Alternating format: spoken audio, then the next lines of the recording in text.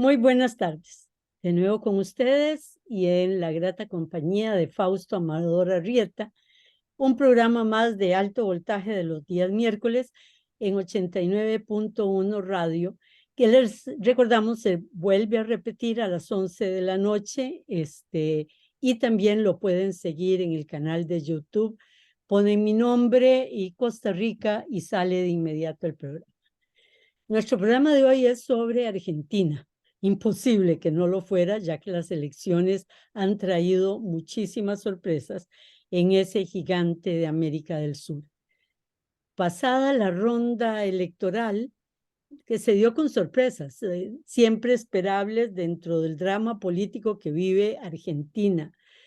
Se sorprende muchísimo el triunfo del ministro de Economía, Sergio Massa, y muchos piensan que ahora la decisión la tienen que tomar entre Guatemala y Guatepeor.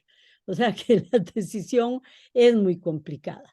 Es Argentina con una inflación incontrolable, con una pobreza que crece a cifras espernibles, que está totalmente endeudada y que con el Fondo Monetario Internacional, bueno, esa Argentina pareciera que no ve solución hacia sus grandes problemas. ¿Qué pasa con Argentina? Bueno, de eso es el programa de hoy. Imposible no conocer de dónde, cuáles son las raíces, el por qué se da esta situación de casi ingobernabilidad y de no salida para un país con tantísimos recursos de todo tipo, especialmente humanos. Buenas tardes, Fausto. Buenas tardes, Mimi. Todo lo que acabas de decir se queda corto, sobre todo cuando decís la palabra humano.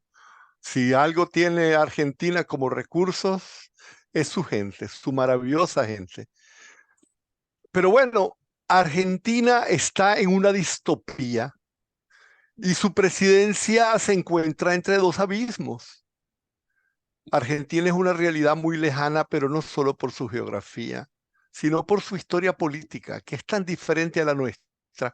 Y no me refiero solo a Costa Rica, sino a toda América Latina. Se podría decir que Argentina es una singularidad. Para comenzar, Argentina es el primer país de América Latina que ha hecho un viaje de ida y vuelta al desarrollo. Primero se desarrolló y luego regresó al subdesarrollo. En ese sentido, es un país permanentemente descarrilado. Entre 1853 y 1930, o sea, muchos años, casi 80, Argentina fue uno de los países más ricos del mundo. Según los más recientes estudios estadísticos del Madison Historical Statistics, Argentina llegó a tener en 1895 el PIB per cápita más alto del mundo. Y señalo la fecha de 1895 porque es incluso previa a la gran inmigración que recibió Argentina. De forma que ya se ve la dinámica propia que tenía el país. La fuerza pujante del avance económico de Argentina era tan evidente, y yo como nicaragüense no puedo dejar de decirlo, que Rubén Darío en 1904 le advertía a los Estados Unidos que apenas brilla alzándose el argentino sol. Esa vieja historia del añorado desarrollo que una vez tuvo Argentina ha provocado un imaginario colectivo que muchos han calificado de añoranza retrospectiva. Argentina camina hacia adelante viendo el espejo retrovisor. Una utopía retrospectiva. Le oí aún También. una utopía no del futuro, Hacia sino atrás. del pasado. Sí. Así es. Sí, se vive la distopia y la utopía está hacia atrás. Bueno, ese fue el primer pasado añorado, pero Argentina tiene muchos pasados añorados.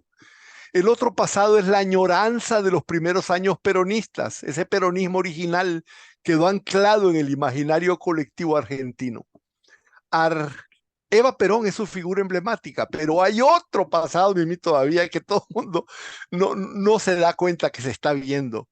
Son las fuerzas políticas en pugna actualmente en la presidencia argentina. Es el pasado de los primeros años del kirchnerismo, que hoy está completamente agotado. El candidato Massa, que todavía sigue con posibilidades de ganar la presidencia, puede hacerlo porque ha logrado en mucho deskirchnechizarse, Esconder a desligarse, Cristina, además. Muy ha difícil de lograr. logrado aprovechar el error de los contrarios que se han inhibido de demostrar que el candidato oficialista es el candidato del oficialismo. No, y que el candidato oficialista es el ministro de Economía con la crisis económica más bestial, pues fue peor todavía la del Corralito, de la historia argentina, la segunda. Y es el ministro de Economía el culpable, diría un tico, de eso. Y sin embargo, él no es el responsable. Lo logra con Sí, esa enorme habilidad. de alguna manera Argentina parecía ir bien y de repente perdió el rumbo. En 1930 se dio el primer golpe de Estado y pasaron 15 años de luchas buscando una definición permanente de sus políticas públicas. Todavía era un país desarrollado en 1945, cuando en plena guerra mundial pudo haber sacado todavía una mayor ventaja con relación a los países que por estar en conflicto bélico no podían tampoco desarrollarse. Todas las discusiones técnicas, económicas, sociológicas y productivas desde entonces se despliegan tratando de explicarse en qué cosa pasó con Argentina, qué diferentes caminos alternativos pudo haber tomado para profundizar su desarrollo económico e industrial, como lo llegaron a hacer eventualmente países asiáticos como Corea, Singapur, en fin, Taiwán. Pero lo que pudo haber sido, no se sabe qué pudo haber sido, pero no fue, simplemente no fue. En 1945 tomó el poder Juan Domingo Perón, fundó su mandato sobre un modelo de intervención del Estado en la economía, masiva estatización de empresas. En sus orígenes era una especie criolla del socialfascismo italiano, una orientación que favorecía el aspecto distributivo por encima de la profundidad de la complejidad productiva. La productividad entonces y la competitividad de Argentina desaparecieron del escenario y el país, en vez de profundizar su inserción en la economía mundial, se encerró en sí mismo. Hacia el final de la Segunda Guerra Mundial, esa política no chocó con las tendencias internacionales. Mantuvo neutralidad durante la guerra y con las enormes ganancias que le dio la guerra, Perón consolidó un mandato presidencial y creó un sistema de clientelismo orgánico en el cual vinculó todos los sistemas públicos con prebendas que se ganaban, el clientelismo permanente de la burocracia sindical, de una incipiente y poderosa clase obrera. De ahí se derivaba una compleja combinación de un sistema corrupto, pero ligado con obras sociales, reivindicaciones laborales y beneficios para la población, en un sistema de prebendas corporativas que el desarrollo económico se los permitía. Pero bueno, sobre ese tinglado se fundó un movimiento social permanente con una maquinaria de cacicazgos locales a los que se vinculó también el sistema empresarial, y no nos olvidemos de eso, que eso no hubiera sido posible si no hubiera tenido la complicidad del sistema de empresas que comenzaron a hacer negocios precisamente de la vinculación del Estado con la economía. Pero bueno, todo eso es el peronismo. La imagen simbólica de todo ese tinglado lo encabezó la figura carismática de Eva Perón, que se convirtió lógicamente en el emblema histórico del movimiento. Duró 10 años, de 1945 a 1955. Y ahí el gobierno de Perón terminó con un golpe de Estado militar. El golpe era tanto contra Perón como contra el peronismo como sistema. Y comenzó de una forma brutal. El 16 de junio de 1955, en un acto de plaza pública, el ejército lanzó en la Plaza de Mayo 9 toneladas de bombas sobre una concentración de miles de simpatizantes peronistas, y la aviación, mientras tanto, los ametrallaba desde el cielo. El número de muertos, bueno, yo no sé cuántos son realmente, pero fueron centenares de muertos y de heridos. 3 meses después cayó Perón. Y ahí se inició el descenso de Argentina a los infiernos.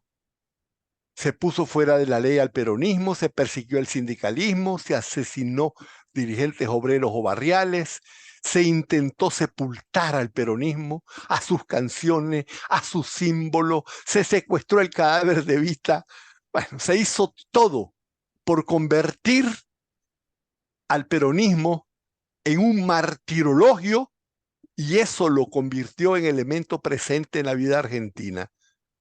Lo inmortalizó la represión. Perón estaba 18 años en el exilio, pero Perón estaba en la cabeza y el corazón de todos los peronistas, mayoría en Argentina en ese momento. Y bueno, se intentó crear nuevos patrones de funcionamiento del Estado, pero la realidad es que se entró en una espiral decadente imposible de detener, porque el peronismo no fue detenido, no, se le quitó el poder, pero no se le quitó la capacidad que tenía de bloquear todo lo que se quisiera hacer.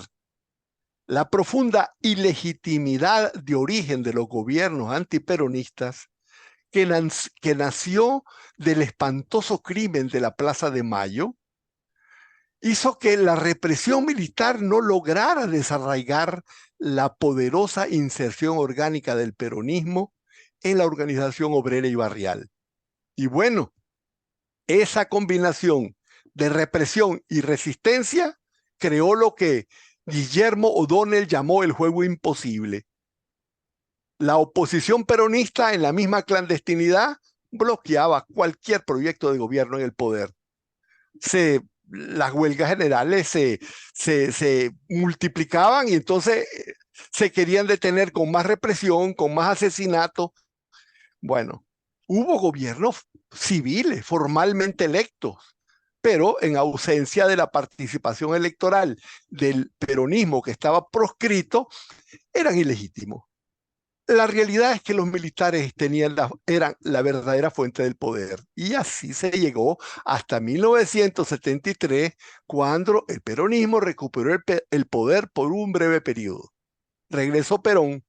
Pero antes Luna de miel. es importante decir que la juventud se organizó más a la izquierda dentro del peronismo.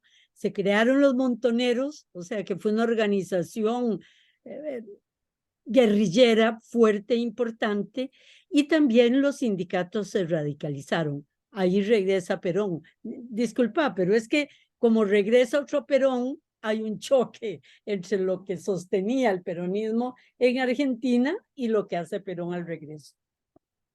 Lo que ocurrió, Mimi, hiciste bien en hacer esa observación, porque lo que ocurrió es que el peronismo era la resistencia a la dictadura militar, y la resistencia a la dictadura militar recogió en su seno todas las tendencias cívicas existentes. No se escapó ninguna resistencia cívica, ninguna. El comunismo, el trotskismo, el guevarismo, pero también, todavía. o sea, todo, recogió toda la oposición. Entonces, el peronismo se convirtió en lo que sigue siendo hasta ahora un enjambre de todas las tendencias políticas. Pero bueno, regresó Perón. Una pequeña luna de miel muy amarga que terminó en 1976, y entre 76 y 83 pasaron 7 años del periodo más sanguinario de la dictadura militar argentina, con miles desaparecidos. Bueno, uno de los más importantes dirigentes de izquierda peronistas tuvo una frase que condensa la historia política de Argentina desde hace 80 años. Es un dirigente serio, O'Donnell creo que se llama, de un muy reconocido. Dice, el peronismo ha sido siempre el hecho maldito de la política argentina.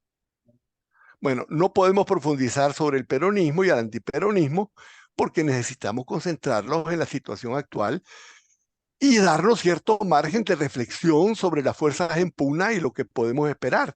Pero hay que decir que en los 40 años transcurridos desde el retorno de la democracia en 1983, de esos 48 años, 28 han sido peronistas. El peronismo es un conglomerado de fuerzas que van desde el neoliberalismo hasta corriente abiertamente socialdemócrata o corrientes de izquierda y extrema izquierda.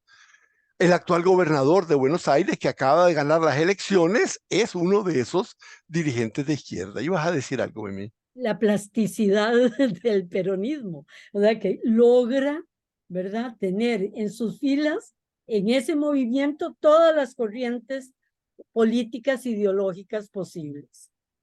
Bueno, y aquí tenemos otro fenómeno típicamente argentino. En la democracia es normal que los péndulos electorales se muevan de la izquierda a la derecha, pasando por el centro. De esa manera, cuando el péndulo electoral está a la izquierda, gobierna un partido de izquierda. Cuando está a la derecha, gobierna un partido de derecha. Solamente en Argentina ocurre que sea hacia donde se mueve el péndulo electoral, quienes gobiernan siempre son peronistas. Argentina es esencialmente gato pardista. Cambia algo para que esencialmente todo siga igual. Va a haber un giro a la derecha después de Alfonsín, llega Menem. Alfonsín, socialdemócrata, progresista. Menem, neoliberal, que sigue las líneas de los jóvenes de Chicago. Los dos son, pero no, Alfonsín no era peronista. Pero bueno. No, claro que no. Pero entró, Mimi, entró de izquierda. Y en unos pocos meses se hizo de derecha. Bueno, Argentina necesita el cambio y al mismo tiempo le tiene miedo a lo nuevo. Es una contradicción interna. Piénsese que en el panorama político argentino solo ha habido desde que comenzó la... No, ¿qué digo yo? Desde 1946, solo un gobierno que no fue peronista logró terminar el mandato. El de Macri. Incluso Alfonsín casi lo termina, pero tuvo que cortarlo por la crisis económica. En todos los otros casos, han terminado antes del tiempo. De ahí la imagen del helicóptero. Todo el mundo dice, hay que tener listo un helicóptero. Y se están refiriendo a que el presidente de la Rúa tuvo que ser sacado en un helicóptero en medio de una de esas protestas populares explosivas provocadas por una crisis económica cuando tuvo que renunciar. Bueno, la otra, por eso, correlativo a que el peronismo reúne todas las tendencias, la oposición al peronismo siempre ha sido débil porque no tiene suficiente agua de donde pescar. Es importante notar que Argentina ha pasado en democracia por dos gigantescas hiperinflaciones y que en la actualidad está en peligro inminente de caer en otra, con una grave crisis económica, vos lo dijiste, una inflación anualizada por encima del 140%. Ese es el contexto de fondo en el que se acercaban las elecciones presidenciales. En medio de la angustia popular por esa pobreza, desempleo, valor cada vez menor de esos ingresos, en ese contexto que hemos hablado, apareció, y quiero arrancar por eso, porque estoy seguro que quienes nos escuchan están esperando que diga el nombre, apareció un fenómeno político nuevo en el panorama electoral argentino. Un personaje disruptivo, impulsado por programas televisivos, por un manejo audaz de redes sociales y por escandalosísima personalidad y propuestas políticas. Se trata, como es ampliamente sabido, de Javier Milei. Vamos a hablar muy brevemente de él. Es un personaje, yo le llamo distópico, un outsider con un mensaje de un mensaje de un liberal exagerado, nunca visto. Sus propuestas son que no ha llegado ninguno, no ha llegado ni Bolsonaro, ni Trump, ni ninguno de los populistas de derecha ha llegado a los extremos que ha llegado Milei. Lo que digo es un extremismo neoliberal abiertamente exagerado, nunca visto. Sus propuestas son tan impactantes como su personalidad. Su personalidad es, para comenzar, muy extraña. Bueno, no vamos a ahondar en eso porque terminaríamos el programa, pero dice que se comunica con su perro muerto al que clonó en 5 perritos que son sus mascotas. Pero aparte a esas excentricidades, y sobran quienes las atribuyen a problemas psicológicos muy serios, sus propuestas políticas son casi igual de escandalosas que su personalidad. Suprimir el Banco Central, dolarizar la economía, privatizarlo todo. Educación, salud, servicios públicos. Facultar a cada cual la libertad de vender sus hijos o de vender sus órganos. Suprimir las prestaciones laborales, disminuir el empleo público, eliminar totalmente la obra pública, recortar el gasto del Estado en jubilaciones y pensiones, volver al viejo esquema fracasado en la propia Argentina de administradoras privadas de fondos de pensión. Quiero decir que la administración privada de fondos de pensión, el primer lugar donde fracasó fue en Argentina. Niega el cambio climático, rechaza que haya habido crímenes de la dictadura militar que las atribuye a caídos en una guerra. Como resumen, Antivacunas, por supuesto. por todo lo que uno pueda pensar de un derechista lo tiene, y lo tiene más. Cualquiera podría sentirse amenazado por semejante programa, y sin embargo, las encuestas comenzaron a mostrar lo inverosímil, que en un país tan culto, pero bueno, ¿qué digo yo tan culto? Más culta Alemania y surgió Hitler. Pero bueno, en un país tan culto como Argentina, Milei fue ganando popularidad y creciendo en intención de voto, sobre todo entre hombres jóvenes. Siempre recordar que cuando la economía desespera a una población y el hambre la ve en la esquina, cualquier personalidad puede ser convertida en líder. Creo que tenemos que hacer una pausa, Fausto. Exactamente. Regresamos con ustedes en unos minutos. De vuelta con ustedes. El programa, como de la primera parte, analizó Fausto las raíces de la Argentina actual y la influencia del peronismo en el desarrollo argentino, el desarrollo social, en las crisis argentinas y en la política argentina. Entrábamos ahora a las elecciones. Estábamos hablando de cómo las características extrambóticas de Sergio Milei, y basta decir que se estaba presentando con el sugestivo nombre de La Libertad Avanza. Mientras tanto, el actual gobierno peronista, presidido por Alberto Fernández, ha llevado al peronismo al punto más bajo de popularidad desde hace 40 años. El gobierno está formado por 2 grandes tendencias, una de centro izquierda populista, que es la corriente dominante de Cristina Kirchner, 2 veces presidenta y ahora vicepresidenta, y la otra, la del actual presidente Alberto Fernández, más de centro derecha, mucho más de centro derecha. De hecho, Massa es un candidato puesto por él. Para no dividirse frente a las elecciones, decidieron apostar como candidato a uno solo, y fue el que decidió el presidente. Se podría decir que es el peor candidato posible e imaginable, porque es nada menos que el mismísimo ministro de Economía, principal responsable de la crisis actual, Sergio Massa. De esa forma, con Sergio Massa como candidato, el peronismo se presentó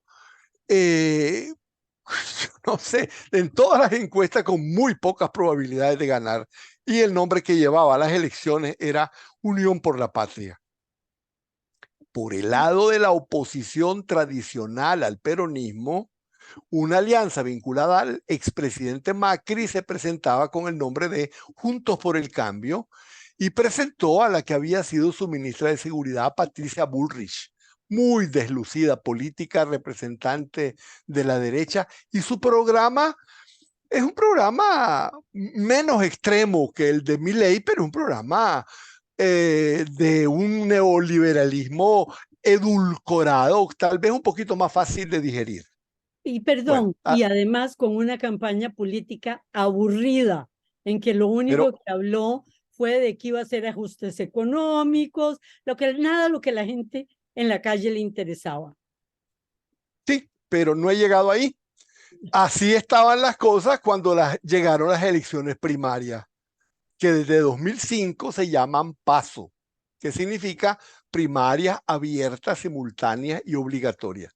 La ley electoral argentina obliga a que todos los partidos escojan sus candidatos así. El mismo día, todos los candidatos deben realizar esas elecciones internas para escoger candidatos y además son obligatorias. Todos los argentinos tienen la obligación de votar como si fueran elecciones nacionales.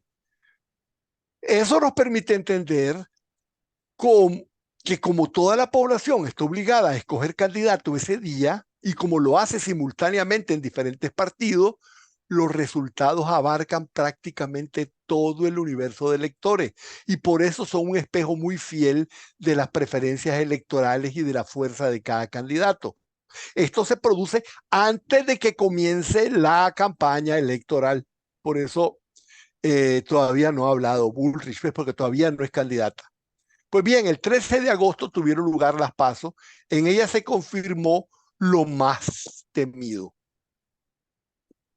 Javier Milei surgió como la figura preferida con casi el 30% de los votos. Superaba de esa forma, y eso también fue una sorpresa tremenda, a la oposición tradicional de Juntos por el Cambio de la Bullrich, que resultó con 28%, si se unen todos los que votaron en su partido, y el peronismo de Unión por la Patria, en el que ganó Massa, con un 27%, si se unen todos los votos que votaron en ese partido. Una caída para Bullrich muy importante porque en las encuestas previas a PASO, ella estaba en primer lugar. O sea, se hablaba de que podía ser la presidenta. Así es, por eso fue una sorpresa lo de Milei. Para el peronismo, ese espectro electoral se presentaba muy riesgoso porque las elecciones de octubre amenazaban con dejarlo fuera de la segunda vuelta. Y en efecto, las encuestas, comentaristas vaticinaban que las elecciones iban a ser, y esto permite explicar mucho cómo funcionaron las elecciones, que las elecciones iban a ser entre Milei y Bullrich. Eso determinó que cuando se lanzó la campaña electoral, Milei y Bullrich se lanzaron a muerte. Se lanzaron a muerte porque querían que El uno llegaran, contra el otro. porque querían que llegaran a las finales muy mal heridos. Y entonces se dijeron de todo. Pero bueno, eso no pasó. El domingo 22 de octubre, cuando fueron las elecciones presidenciales de la primera vuelta, que todo mundo esperaba con ansiedad, sobre todo por el fenómeno distópico de Milei, que había sido vaticinado como ganador ya por las elecciones del PASO. Nadie salió electo presidente, como era lógico, pero cada uno de los resultados de esa primera vuelta fue realmente sorprendente. Veamos a ver cuáles son esas grandes sorpresas. Lo primero es el aumento de participación electoral. De las PASO con 23 millones de votos, se pasó a 26 millones en la primera vuelta. 3 millones de electores más. Un incremento del 7% de participación. Y ahí hay que hacer notar que esos nuevos votos no se distribuyeron entre los tres candidatos, porque Bullrich incluso disminuyó ligeramente y Milei no aumentó. Eso significa que la tremenda remontada que tuvo el peronista Massa se explica porque prácticamente ese incremento de 3, 4 millones de votos de Massa venían de esos nuevos votantes. De forma que Massa pasó a tener del 27% al 36,68%, casi al 37%, apenas 3 menos de lo que hubiera significado para ganar la primera vuelta. Y muestra que el incremento de la participación electoral fue directamente en beneficio del peronismo, que incluso puede haber ganado a lo mejor algunos de los miles de votos que perdió Bullrich, aunque todas las encuestas dicen que los votos que perdió Bullrich se fueron a Milei. Pero bueno, de esa manera el peronismo revela la mayor remontada electoral de su historia, 10, Pero sí, 10 ganó porcentajes victoria, más. porque en relación a la elección anterior, el peronismo pierde 3 millones de votos. Por ¿Verdad? supuesto, el peronismo ha venido perdiendo votos desde que ganó por primera vez la Kirchner, la Cristina Kirchner. Pero en esta estamos hablando de estas elecciones, no estamos hablando del peronismo como fuerza, y entonces realmente es sorprendente que pasara en unos 2 meses de 27% al 37%. Esa fue una remontada espectacular. El candidato oficialista de la peor administración de los 20 años en un país en crisis, logró la proeza de colocarse como el primer ganador de la primera ronda electoral. Eso vamos a tener que razonarlo. Milei quedó en segundo lugar con el 30% de los votos, apenas lo mismo que había tenido en la primera, en lo que fue el paso. Lo que parece decir que ese es su techo electoral. Digamos que esos son los votos que tiene propio. Para la Los segunda dos, vuelta, el uno tiene un techo, un piso de 37 y el otro un piso de 30. Eso es lo que cuentan ambos. el uno tiene un piso de 30 y el otro tiene un piso de 37.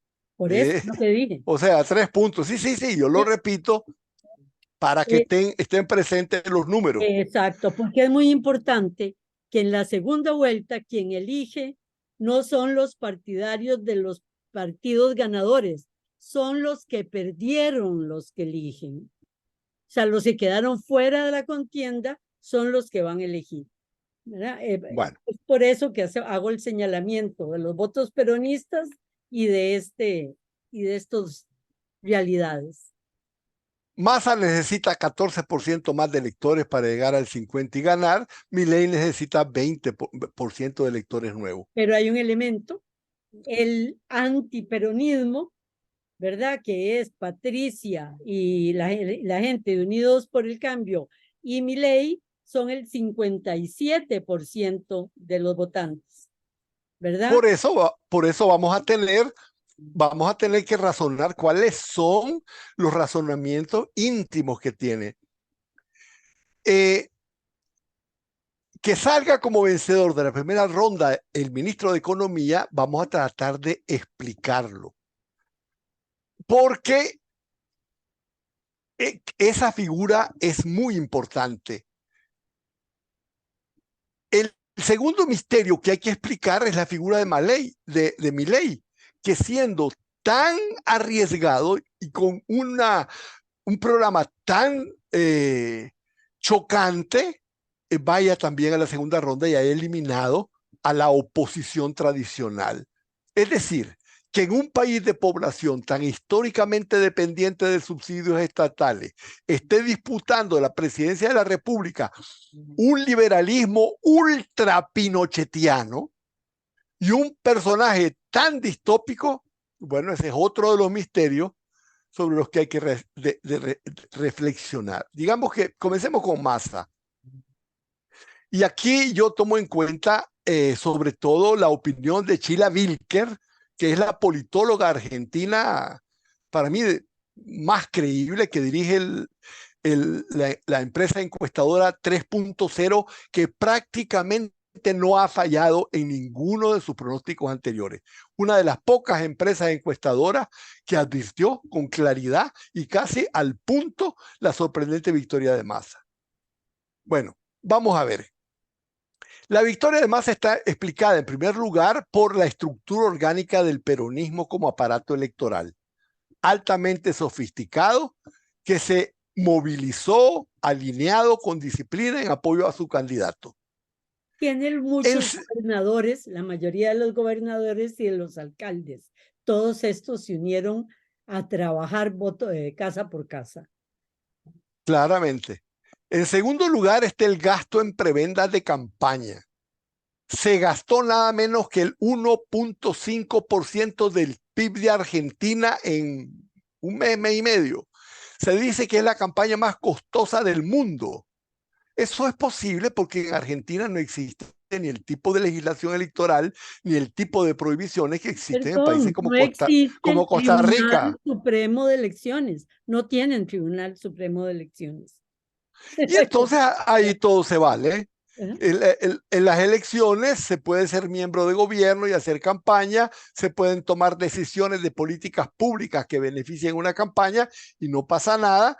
Y la campaña de Massa se llenó de decisiones políticas que le beneficiaban, como créditos a pequeñas empresas y subsidios incluso de vacaciones a la clase media, en abierto y descarado clientelismo con un enorme gasto de fondos públicos directamente dirigido a beneficiar su campaña. Pero algunos analistas dicen que nada de eso define el triunfo, que el juego político muy hábil de Massa y muy bien manejado es el que realmente le da las elecciones. Primero, esconder a Cristina Kirchner y que ésta aceptara, que es muy difícil esconder a la Cristina. Segundo, aparecer totalmente solo siempre. Sus alcaldes y sus gobernadores luchaban por él, pero él aparecía solo, solo ha aparecido siempre. Entonces eso no lo une a los políticos de siempre. Tercero, a la par suya estuvo el mejor equipo de comunicación de América Latina, que es el brasileño, que es el equipo que viene de montar a Lula y destrozar a Bolsonaro, ¿verdad? Y ese equipo es el que está trabajando. Cuarto, lograron que Lula hablara a favor de este hombre. Y hasta el De Papa, Massa. de Massa, y hasta el Papa, antes de las elecciones, salió diciendo lo que para todo mundo era ver que era mejor Massa que el loco de Milei, ¿verdad? Y todo eso no vale sino el discurso totalmente pragmático. O sea, la gente habla de economía, de esto y lo otro, y la gente no entiende. Los spots de Massa eran, ¿qué quiere pagar usted por el bus? ¿50 pesos o 1,000 pesos? Escoja. Si vota por Massa, va a pagar 50 pesos. Punto. ¿No? Una, Bueno, y también hay que notar acá, y esto es bastante importante, los errores formidables de la campaña de Milei, que en los últimos días se volvió realmente demencial. porque él es Y muy directo. precisamente cuando el Papa apoya a Massa, dice que hay que romper relaciones con el Vaticano. Y después apoya a una de sus candidatas que dijo que estaba a favor de que los hombres pudieran renunciar a la paternidad. Eso lo dijo en los 3 días últimos antes de la campaña. Decía esta señora que si las mujeres tienen el derecho a no ser madre, provocándose un aborto, si quieren, que también los hombres tengan el derecho renunciando a la paternidad. Y propuestas tan escandalosas como esa movieron sin duda alguna las aguas electorales. Y como te digo, yo creo mucho, ¿verdad? En esta señora de 3.0 que dice que si no ha tenido ese volumen de errores de campaña, el resultado habría sido completamente diferente. Pero bueno, Hay algunos que como, dicen, como, de gente seria, de analistas, como Jaire Durán Barba, ¿verdad? Que es como la señora que acabas de nombrar, que te dicen cómo desde el principio Massa incluso provocó el apoyo a Milei, porque quería tener de contrincante a Milei y no quería tener de contrincante a Patricia en la campaña, ¿verdad? Es decir, hasta ese tipo de cosas ha jugado alguien con una enorme frialdad y ambición política como la de Massa. eso suele ocurrir mucho en los Estados Unidos.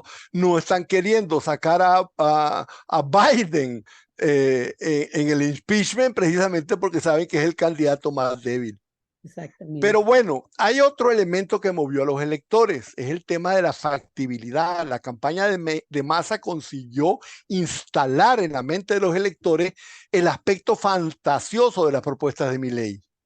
Eso hizo que se sumara dos cosas: rechazo a Milei por su ataque a elementos básicos del consenso social humano, como la repugnancia de permitir la venta de órganos o de niños, con la idea de que sus ideas económicas simplemente no es que no son irracionales, es que no son posibles de llevar a cabo. Y con Entre un, repugnancia y poca factibilidad, Milei tocó techo. y la palabra facho, porque toda la campaña se dijo, vea, este señor es un facho, es un nazi, ¿verdad? Algo que existe en el subconsciente colectivo argentino. Vinculado con la dictadura militar, curiosamente. ¿Mm? Pero bueno, actualmente esa es una especie subliminal, no le estaban diciendo que fuera dictador militar ni nada por el estilo, pero la palabra facho está tremendamente vinculado. Bueno, actualmente tanto Macri como Bullrich dieron su apoyo a Milei y eso es una bofetada a sus propios electores porque Bullrich había hecho una campaña de desmonización de Milei y Milei había dicho que Bullrich había puesto bombas donde matar a un niño.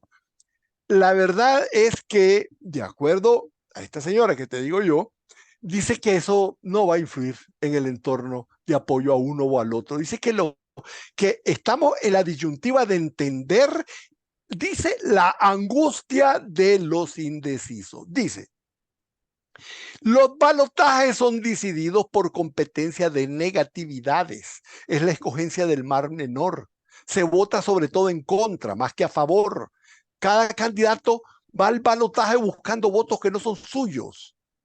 Y la Chila Vilker se desliza, dice, no voy a analizar los votos duros.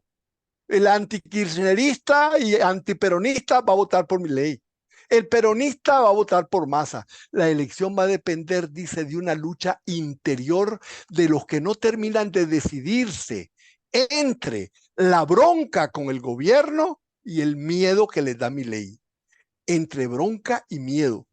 Entre castigo al gobierno y autodefensa de lo que me puede pasar con este loco.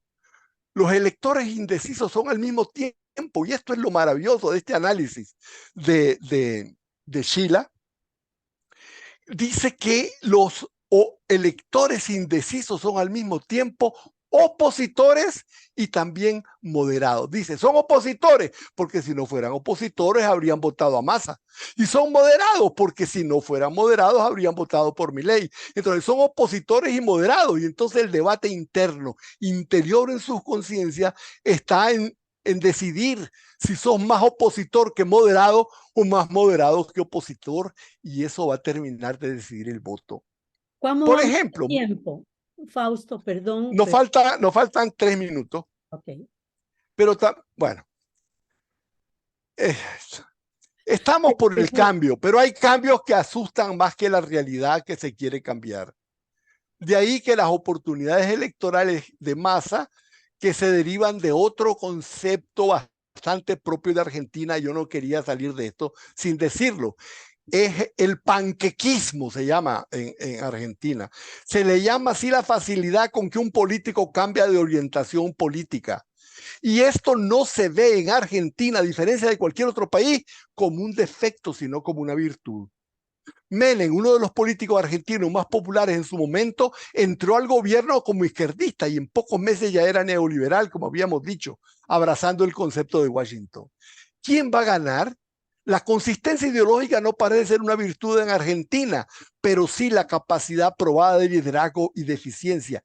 Y vos lo dijiste bien, el hecho de que apareciera solo, el hecho de que estuviera su presencia directa mostraba aquí mando yo, aquí dirijo yo, aquí hago yo y todos esos elementos de fuerza es lo que sienten los argentinos que son necesarios para sacar al país de la situación en la que está. ¿Quién ganará? Las encuestas ponen los resultados muy cercanos. Y no se sabe. Unos apuestan al aparato electoral, vamos a verlo. Otros dicen que a Milei les ofrecen fiscales otros partidos opositores y dicen que por no haber tenido suficientes fiscales no pudo comprobar el triunfo de Massa. Y otros dicen que amamos la política precisamente por esto, porque no se sabe cómo va a terminar el juego, ¿verdad? Ahora, además de quién va a ganar o no, una vez que ganen, el panorama es muy oscuro, cualquiera de los dos. Primero, Argentina, una Argentina hiperinflación que se da, está entre dos abismos ¿ya? y un abismo va a ser más oscuro que el otro. Es decir, pero La- pongamos que gana Massa. Se va a enfrentar a una hiperinflación y a un inicio de una disputa por el poder tan fuerte como la de las elecciones. Y es la disputa entre la Kirchner, el Kicillof y el mismo Macri del otro lado para quitarle poder a Massa, ¿verdad? Entonces, el juego no termina solo con las elecciones. no, con las elecciones comienza cómo salir de la tragedia. Creo que estamos exactamente En en tiempo. el momento. Muchas gracias a todos ustedes y muy buenas tardes. Nos vemos la próxima semana.